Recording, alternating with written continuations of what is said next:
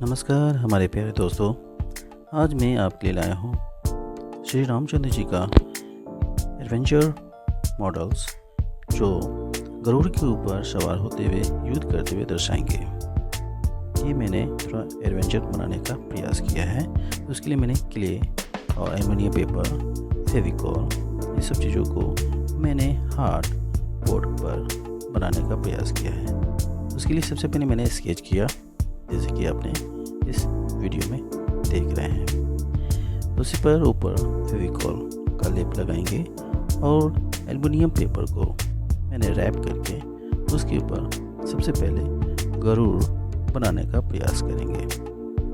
गरुड़ को पहले एक ढांचा तैयार करेंगे और उसके ऊपर फिर क्ले को मोल्ड को आपस में मिक्स करने के प्रयास करेंगे। उसे अच्छी तरह से मिक्स करेंगे ताकि अच्छी तरह से आपस में एक केमिकल बॉन्ड बने और सूखने के बाद अच्छी तरह से मजबूत हो जाए।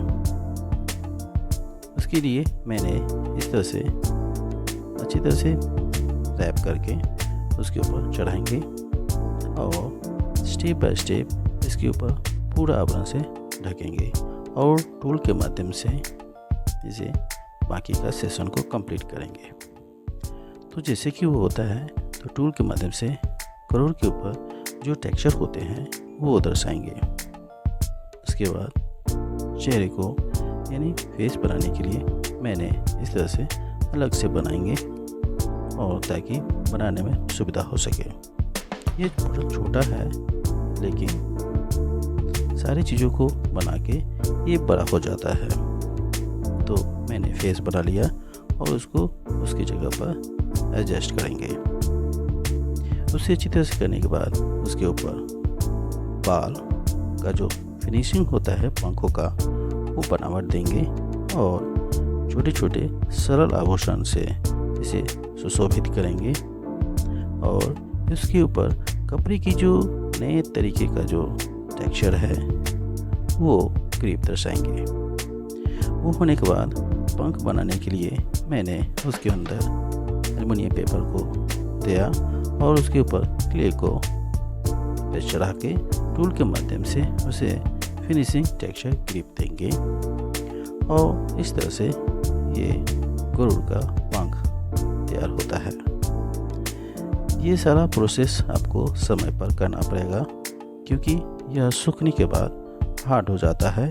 उसके बाद इसकी रूप और बनावट में करने में प्रॉब्लम होती है। तो इसीलिए ये सब चीज़ों पर ध्यान में रखते हुए आपको ऐसा करना पड़ेगा। अब उसके बाद श्री रामचंद्र जी को बनाने के लिए उसके ऊपर मैंने केबल के माध्यम से कटिंग करके एक बेस तैयार कर लेंगे और उसके ऊपर एल्युमिनियम पेपर रैप करेंगे। इसके अंदर का जो बेस होता है बॉडी का वो फर्स्ट एनाटॉमिक बेस तैयार करेंगे ताकि इसके ऊपर क्ले का आवरण चढ़ाने पर कम मात्रा में पूरी हो सके, क्योंकि ऐसा करने से कम मात्रा में एल्युमिनियम और क्ले का इस्तेमाल होता है। इस तरह से मजबूती भी ज़्यादा बनती है और वेट लॉस भी। इस तरह से बनने के बाद थोड़ी थोड़ी मात्रा में क्ले को चढ़ाएंगे और बॉडी की जो रूपरेखा है, जो फिनिशिंग टेक्सचर, सीना हुआ, कमर, पेट, उसकी जो बनावट है एक साधारण मनुष्य का उस तरह का टेक्सचर क्रीप बनाने का प्रयास कर रहे हैं। तो दोस्तों, जैसे कि आप देखा कि ये किस तरह से बनाने का पूरा सेशन हो रहा है, उम्मीद है आपको पसंद आएगा। आप मेरे चैनल पर नए हैं तो प्लीज़ इस चैनल को आप ज़रूर सहयोग करें। तो दोस्तों, ये एक नए आर्ट, नए एडवेंचर में बनाने का प्रयास करता हूँ। इस चैनल पे मैं बहुत से ऐसे क्रिएटिव बनाता हूँ जो आपको देखने को नहीं मिलेंगे कहीं। तो इस बहुत पूर्ण और बहुत लगन के साथ इस चीज़ों को कर रहा हूँ। आप अपना सहयोग और प्यार इस चैनल पर बनाएं। प्लीज़ हमारे चैनल को सहयोग करें ताकि मैं नए आर्ट और नए क्रिएटिव आपके सामने सबसे पहले पहुंचाएं।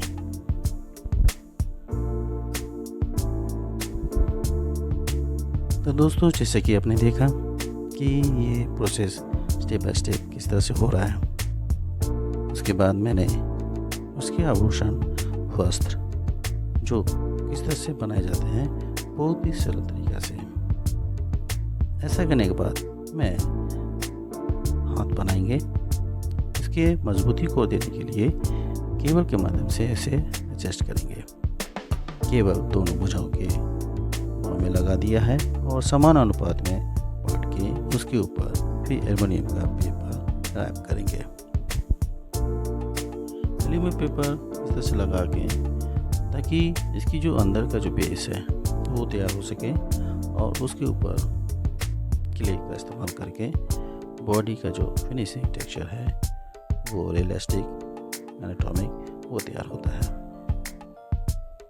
तो दोस्तों, क्ले जैसे कि आप जानते हैं ये ऑनलाइन भी प्रोवाइडेड होती है और आप स्टेशनरी की दुकान में आसानी से प्राप्त कर सकते हैं।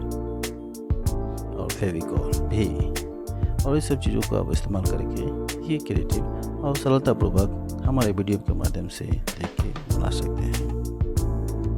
उम्मीद है आप भी बहुत आसानी से कर पाएंगे। मैंने इसे सरल तरीके से और कम समय बनाने के लिए मैंने चेहरे को मोल्ड करके भी तैयार किया है ताकि बहुत कम समय में चीज़ को तैयार कर सकें। उसके बाद इसको फेस को अच्छी तरह से एडजस्ट करेंगे और लगाएंगे। के लिए अगर सॉफ्टनेस है तो कुछ देर के लिए आपको छोड़ना पड़ेगा। थोड़ी हार्ड होने के बाद टूल के माध्यम से उसको आखिरी फिनिशिंग टच दे पाएंगे।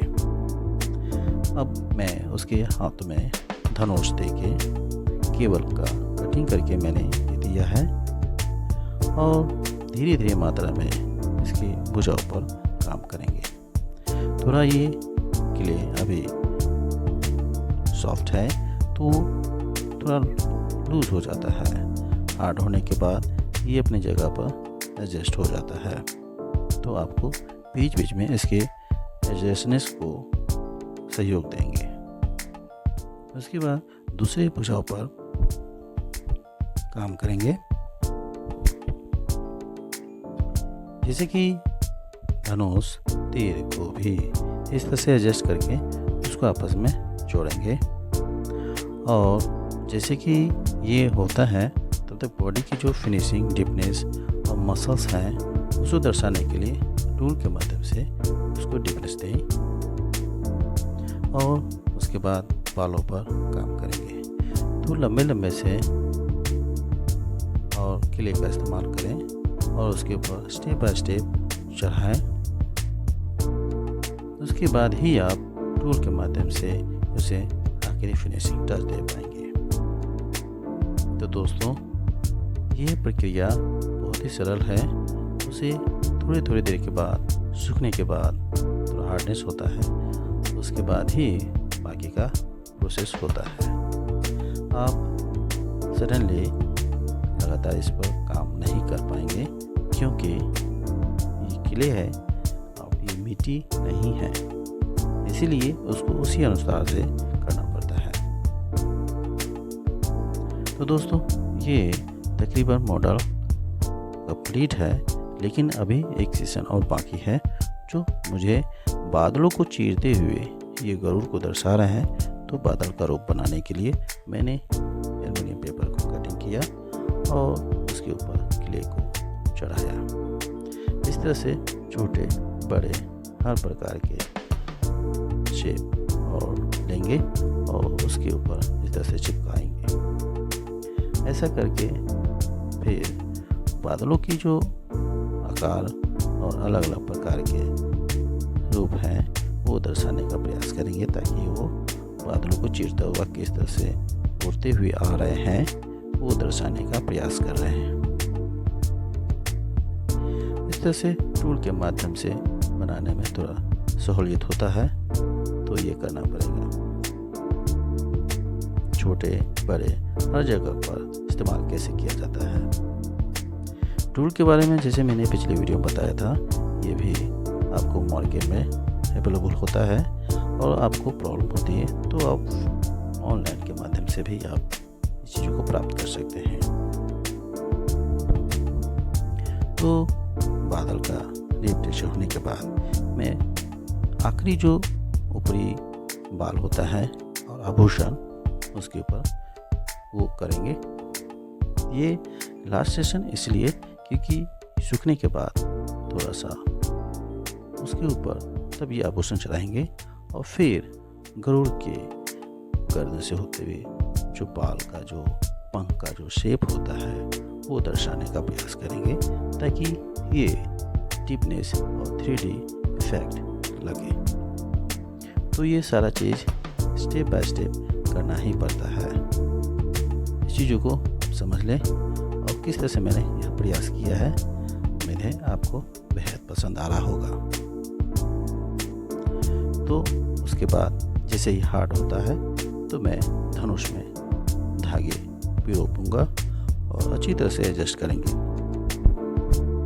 ताकि यह दिखने में लगे कि यह धनुष होते किस तरह से निशाना बांध रहे हैं और यह 3D इफेक्ट तैयार हो रहा है। तो दोस्तों, यह वीडियो कैसा लगा आप अपने कमेंट सेक्शन में ज़रूर बताएं, क्योंकि यह मैंने बनाने में बहुत मेहनत लगा है।